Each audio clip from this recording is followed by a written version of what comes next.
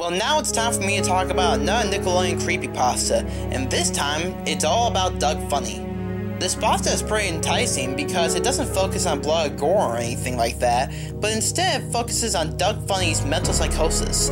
The idea of it airing on Nickelodeon at all seems kind of off though, given that it's a show that finished up in 1994. Despite this pasta is pretty well written, and the idea of an unaired episode of a cartoon series showing you the person's descent to madness is very intriguing. So let's get this pasta on the way, because it's almost the end of summer, and I can't just be making these videos all the time. I mean, I got a life. Everyone remembers the show Doug, one of the original 3 Nicktoons. It seems like a pretty normal show about the challenges a young boy is faced in his daily life, but I always got a weird kind of feeling from it.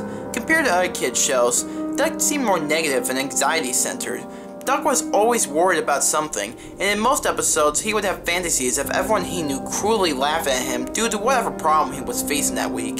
Doug always came through in the end though, and every episode ended with him writing in his journal about how he had overcome his blown out of proportion problem. In 2005, I began to have dreams about the show for no apparent reason. I cannot remember the details, but they made me want to see the show again. The show had not even been seen in reruns for years at that point, so I could not think of any way to see it again. To my surprise, however, it came back for 1 week in fall of 2005, airing at 6 AM on the weekdays. I watched it for all 5 days. The first 4 were episodes I remembered, but they did not sync up with my memories perfectly. It had been a while after all, so I just chalked it up to my flaws in my memories. The Friday episode, though, was something I was positive I had never seen before. It started with a normal intro with the line drawings, but the characters never appeared. The lines continued as normal, reacting as if the normal characters were there. Once the intro ended, it switched to show Doug in a dark room, writing in his journal. He was not narrating his writing like he usually did, he just silently wrote for about a minute. The screen faded out, and the usual episode title screen appeared, yet there was no skit this time. There were just giant letters forming the title Doug's Real Life. The episode opened with Doug eating breakfast. He was given a voiceover about how there was a big test he neglected studying for.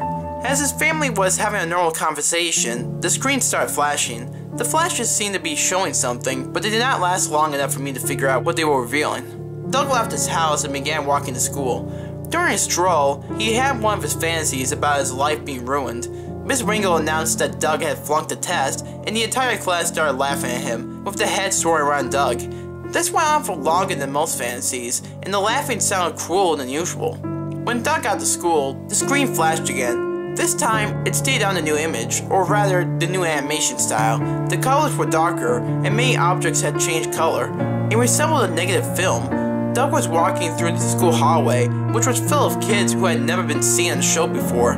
No one paid any attention to him. After Doug got to his desk, the animation switched back to normal. Suddenly, for no reason, the scene changed after school had ended. Doug was walking home, worrying to himself about the test. Upon reaching his house, his dog Porkchop greeted him. Doug began talking to him, until the screen flashed.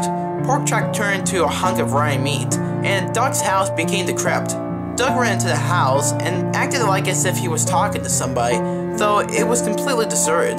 After interacting with invisible people for a while, he sat down at an empty table. The screen flashed again, and Doug's family were there with him, eating dinner. The phone rang and Doug's mom answered it. Doug instantly thought that it was his teacher telling them about him flunking the test. Doug had a fantasy about his parents yelling at him for failing. In it, they grew to be gigantic, and their faces became twisted and dark red. The screen flashed back to the empty house. Doug was crying and apologizing, but there was no one else in the room. He went back up to his bedroom, which was completely empty except for a book and a pencil. Doug picked up the book and started writing. He narrated this time. I can't tell which one is real.